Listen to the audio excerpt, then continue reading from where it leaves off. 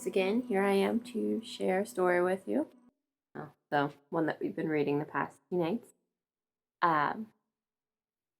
So tonight we'll read chapters 4 and 5. So, let's get to it. Chapter 4. Fires in the North. Hal departed, and summer waxed and waned. Adar counted the days until her birthday. Hal passed through again before the first chill, taking his ugly dragon south for the winter. His wings seemed smaller when it came flying over the forest that fall, though, and his visit was briefer than usual, and ended with a loud quarrel between him and her father. They won't move during the winter, Hal said. The winter terrain is too treacherous, and they won't risk an advance without dragon riders to cover them from above. But come spring, we aren't going to be able to hold them. The king may not even try. Sell the farm now while you can still get a good price. You can buy another piece of land in the south. This is my land, her father said. I was born here. You too, though you seem to have forgotten it. Our parents are buried here, and Beth too. I want to lie beside her when I go. You'll go a lot sooner than you'd like if you don't listen to me, Hal said angrily. Don't be stupid, John. I know what the land means to you, but it isn't worth your life. He went on and on, but her father would not be moved. They ended the evening swearing at each other, and Hal left in the dead of night, slamming the door behind him as he went. Adara, listening, had made a decision. It did not matter what her father did or did not do. She would stay. If she moved, the ice dragon would not know where to find her when winter came, and if she went too far south, it would never be able to come to her at all. It did come to her, though, just after her 7th birthday. That winter was the coldest one of all. She flew so often and so far that she scarcely had time to work on her ice castle. Hal came again in the spring. There were only 12 dragons in his wing, and he brought no presents that year. He and her father argued once again. Hal raged and pleaded and threatened, but her father was stone. Finally, Hal left off to the battlefields. That was the year the king's line broke. Up north near some town with a long name that Adara could not pronounce. Terry heard about it first. She returned from the inn one night flushed and excited. A messenger came through on his way to the king, she told them. The enemy won some big battle, and he's to ask for reinforcements. He said our army is retreating. Their father frowned, and worry lines creased his brow. Did he say anything of the king's dragon riders? Arguments or no, Hal was family.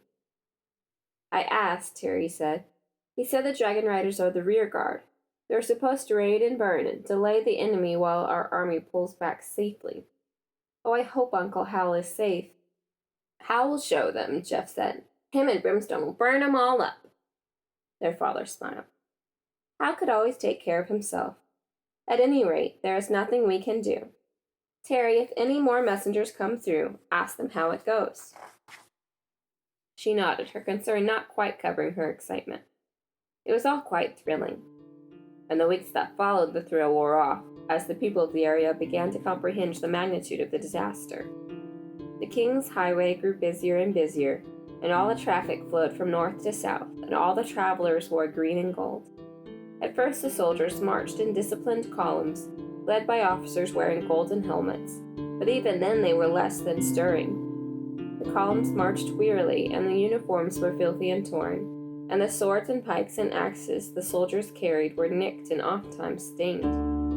Some men had lost their weapons. They limped along blindly, empty-handed, and the trains of wounded that followed the columns were often longer than the columns themselves. Adara stood in the grass by the side of the road and watched them pass.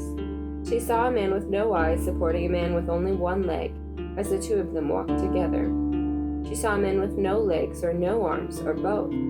She saw a man with his head split open by an axe, and many men covered with caked blood and filth, men who moaned low in their throats as they walked. She smelled men with bodies that were horribly greenish and puffed up. One of them died and was left abandoned by the side of the road. Adar told her father, and he and some of the men from the village came out and buried him.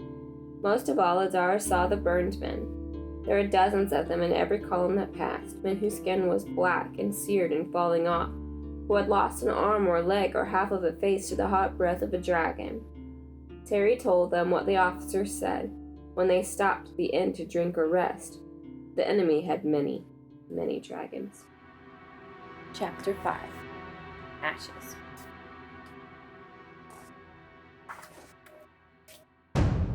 For almost a month, the columns flowed past, more every day. Even old Laura admitted that she had never seen so much traffic on the road. From time to time, a lone messenger on horseback rode against the tide, galloping towards the north, but always alone. After a time, everyone knew there would be no reinforcements. An officer in one of the last columns advised the people of the area to pack up whatever they could carry and move south. "They are coming," he warned. A few listened to him, and indeed for a week the road was full of refugees from towns further north. Some of them told frightful stories. When they left, more of the local people went with them, but most stayed. There were people like her father, and the land was in their blood. The last organized force to come down the road was a ragged troop of cavalry, men as gaunt as skeletons riding horses with skin pulled tight around their ribs. They thundered past in the night, their mounts heaving and foaming, and the only one to pause was a pale young officer who reined his mount up briefly and shouted, "Go! Go! They are burning everything!" Then he was off after his men. The few soldiers who came after were alone or in small groups. They did not always use the road, and they did not pay for the things they took. Then no one came at all. The road was deserted. The innkeeper claimed he could smell ashes from the window that he could smell ashes when the wind blew from the north. He packed up his family and went south. Terry was distraught. Jeff was wide-eyed and anxious and only a bit frightened. He asked 1,000 questions about the enemy and practiced at being a warrior. Their father went about his labors, busy as ever. War or no war, he had crops in the field. He smiled less than usual, however, and he began to drink, and Adar often saw him glancing up at the sky while he worked. Adar wandered the fields alone, played by herself in the damp summer heat, and tried to think of where she would hide if her father tried to take them away. Last of all, the king's dragon riders came, and with them Hal. There were only 4 of them.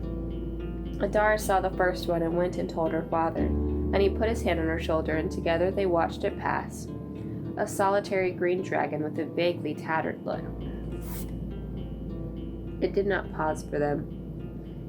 2 days later, 3 dragons flying together came into view, and one of them detached itself from the others and circled down to their farm while the other 2 headed south. Uncle Hal was thin and grim and sallow-looking. His dragon looked sick. Its eyes ran, and one of its wings had been partially burned, so it flew in an awkward, heavy manner with much difficulty. "Now will you go?" Hal said to his brother in front of all the children. "No, nothing has changed." Hal swore. "They will be here within 3 days," he said. "Their dragon riders may be here even sooner." "Father, I'm scared," Terry said. He looked at her, saw her fear, hesitated, and finally turned back to his brother. "I am staying, but if you would, I would have you take the children." Now it was Hal's turn to pause. He thought for a moment and finally shook his head.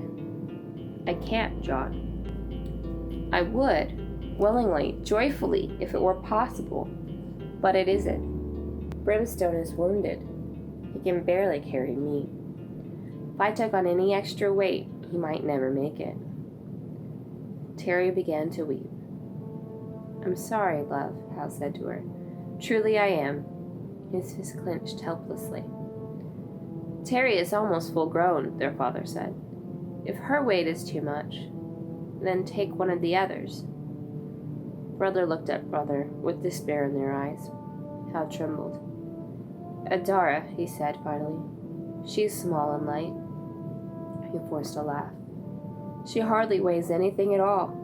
I'll take Adara. The rest of you take horses or a wagon or go on foot. But go you must." "We will see," their father said noncommittally.